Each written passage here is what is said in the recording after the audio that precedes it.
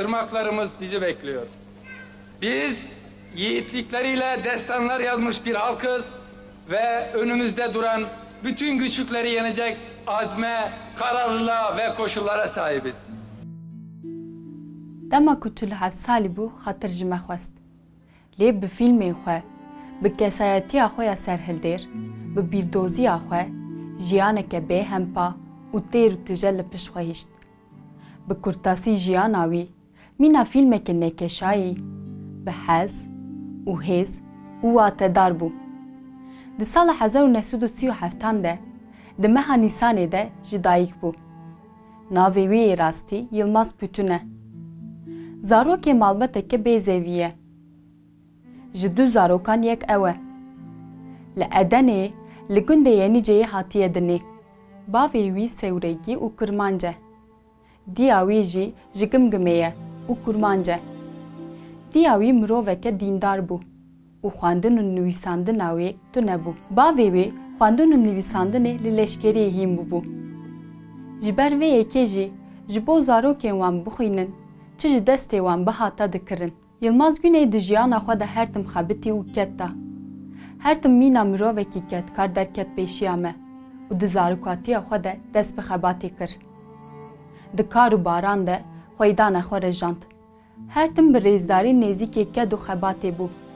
Her tim bi kesên ku keda wan tê xwarîn, kesên bindest û bi çîna ketkaran re bû.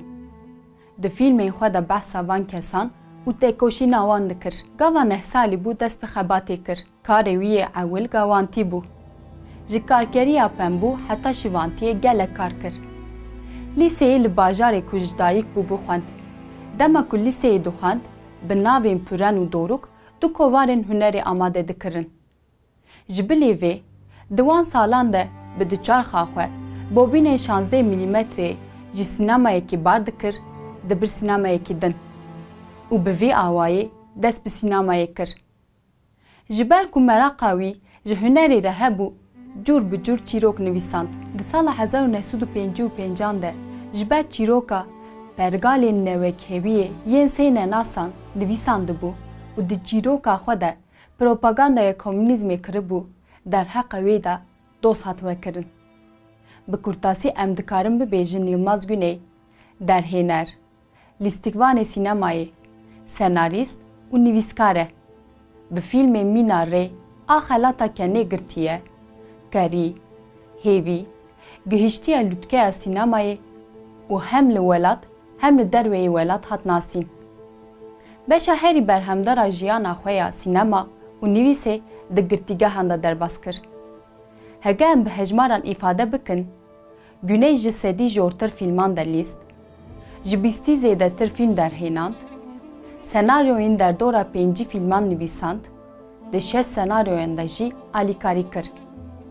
Gava em van tiştan hemûyan kom bikin bidin serev, di sedan fîlmî de keda wî heye. Di navbera 1958 û 1983 de bo sînemayê ket da.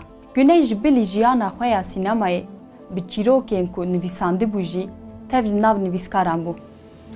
Xebatên xwe yên hunerî û wêjeyî di mudayîm pêşxist. Di kovarên de dest bi nivîsandina tekst û çîrokan kir. Romana wî ya bi navê bi awayekî sûtîxwar mirin, di sala 1971 de hat weşandin. Di sala 1972 de Güney bi vê romanê xelata romana Orhan Kemal wergirt. Di sala 1972 de ket girdîgehê. Güney bi navên Tiral, Hücreya Min û Bertewan sê romanên din nivîsand. Romana wî ya herî dawî bi navê Em sobe, Cama pencerê û Du nan dixwazin hat weşandin. Güney romanên xwe di girtîgehê de nivîsand. Di sala 1957 de bi xeyalên xwendinê hat Stenbolê. Lê perwerdeya xwe ya zanîngehê kuta nekir. Hevnasîna wî û Atif Yılmaz ji bo wê bû destpêkeke nû. Bi piştgiriya Atif Yılmaz dest bi xebatên xwe yên sînemayê kir. Güney cara yekem di fîlmê bi navê Zarokên Vî Welatî yê ku Atif Yılmaz derhêneriya wî kir derket ber kamerayê. Dema ku ev tişt diqewimîn, di sala 1961 de sal nîv cezayê girtîgehê û 6 meh cezayê sürgûnê li Güney hat birîn. Di sala 1963 de Güney dîsa dest bi karên xwe kir. Wê demê bi piranî xwe li fîlmên serpehatiyan rakişand. Bi fîlmê xwe yê yekem bi navê Her du jî wêrek bûn, hîmê mîtosa qubedetiyê avêt. Di fîlmê xwe de li ser rapeyirina kesên bindest û kesên li ber desthilatdariyê radibin sekiniye. Biraz daha bekle. Bana inan gideceğiz. Ama arkamdan korktu demeyecekler. Yıllar geçecek ama benim adım söylenecek. Bu boş düşüncelerden kurtar kendini. Bizim dünyamızda kanın, silahın ve kavganın yeri yok. 5 kurşun 2 adam. Fîlmekê wî yê din jî yê ku wî nivîsiye û lütfa qet derhêneriya wî kiriye, Kanûna Sînora ne. Güney bi saya feembariya lîstikvaniya xwerû, di sînemaya Tirkiyeyê de riyekî nû vekir.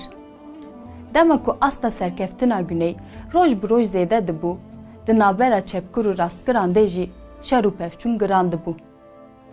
Di wan salan de Yılmaz Güney bo xeyalên xwe pêk bîne, dest bi têkoşîneke mezin kir. Fikir û ramanên wî, senaryoyên wî, kovarên ku wî derdixist, di siyaseta çepkiran de ciyê xwe girtin. Güney di sala 1971 de ji ber ku Mahîr Çayan û hevalên wî yên ku berpirsê kuştina Efraîm Erron bûn, li mala xwe weşartî bû, 2 sal cezayê girtîgehê û sürgûnê lê hat birîn. Mehkûmbûna wî bi zagona efûya giştiya 1974 bi dawî bû. Dema ku di girtîgehê de bû, fikir û ramanên xwe yên li ser sînema û hunerê, helbest û çîrokên xwe di kovara Güneyê de weşand.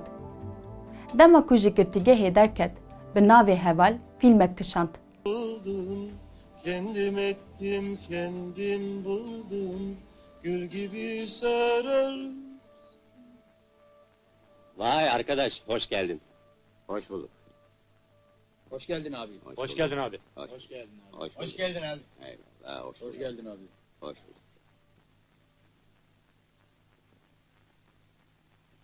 Merhaba abi. Merhaba abi. Merhaba. Dîsa di heman salê de, di meha îlonê de, dema ku fîlmê bi navê Endîşe dikişand, hat îddiakirin ku wî li navçeyê Yumurtaligê, li gazînoyekê dozgerê navçeyê Sefa Mutlu bi demançeyê kuştiye hat girtin. Darizandinê 25 Cotmehê li Enqereyê dest pê kir û di 13 Tîrmeha 1976 de 19 sal ceza lê hat birîn. Dema ku di girtîgehê de bû senaryoya Kerî û Rêyê nivîsand. Kerî ji hêla Zekî Ökten ve hat kişandin. Rê jî ji hêla Şerîf Gören ve hat kişandin. Fîlmê Rê di mihrîcana fîlmê Kenê de xelata Palmiyaya zerîn wergirt. Ji ber ku di fîlmê de behsa meseleya Kurd û 12 îlonê dikir, fîlm li Tirkiyeyê hat qedexekirin. Lê fîlmê ku li Tirkiyeyê hat qedexekirin, li dinyayê di nav fîlmên herî baş de cih girt. Derhênerê navdar Alejandro González Iñárritu di koverekî biyanî de diyar kiriye ku wî piştî fîlmê Rêyê Yılmaz Güney temaşe kiriye, dest bi sînemayê kiriye. Tel sînemager destnîşan dikin ku derhêner di fîlmê xwe yê wê jîn de ji fîlmê Yılmaz Güneyê Rêyê îlham girtiye. Yılmaz Güney di hevpeyvîneke xwe de diyar dike ku dema kêşana fîlmê Rê dihat kirin, şert û meç gelek xirab bûn. Sînema dihatin bombekirin û gef li sînemageran dihat xwarin. Her wiha Yılmaz Güney dibêje, di gel wan şert û mecên giran jî mirov dikare fîlman çê bike. Her wiha destnîşan dike ku sînema bi tena serê xwe ne dikare şoreşê pêk bîne, ne jî têkoşîna demokrasiyê bigihîne serkeftinê. Sinemacıların tehdit edilmesi ve junta geldikten sonra bu sefer onlar resmi yasak koydular. Ben bütün bunlara rağmen bütün kötü şartlarda dahi film yapılabileceğinin şeyini gösterdim. Ben yurt dışına çıkmasam da bu filmin Türkiye'de gösterilmeyeceğini biliyordum. Heta payîza sala 1981 nesî 12 salan jiyana xwe li 15 girtîgehan derbas kiriye ku du ji wan jî girtîgehên nîv vekirîne. Di cotmeha 1981 de bi destûr ji girtîgehê derdikeve, lê cardin ve nagere û ji viya şûn da jiyana xwe li derveyê welat derbas dike. Piştî ji girtîgehê firar kir, guh neda banga radestbûnê û ji hemwelatiyê hat derxistin. Di sala 1983 de bi piştgiriya hikûmeta Fransayê fîlmekî bi navê Dîwar ku behsa tiştên ku li girtîgehekî hatiye jiyîn dike dikşîne. Enstitûya Kurdî ya Parîsê di sibata 1983 de hat avakirin.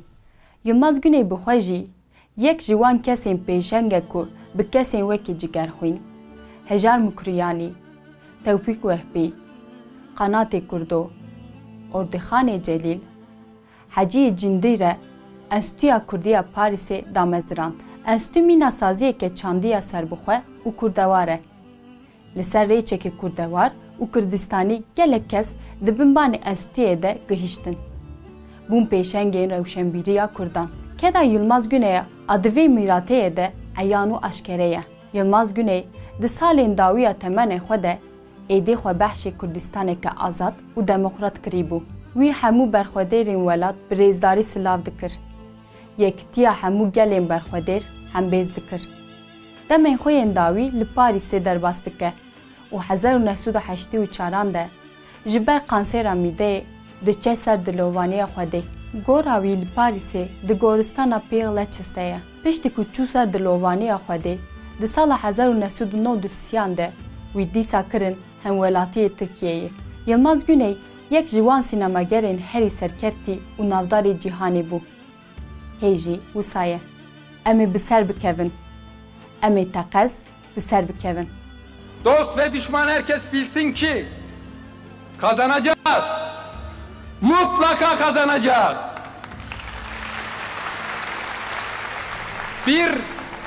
Bir köle olarak yaşamaktansa bir özgürlük savaşçısı olarak ölmek daha iyidir.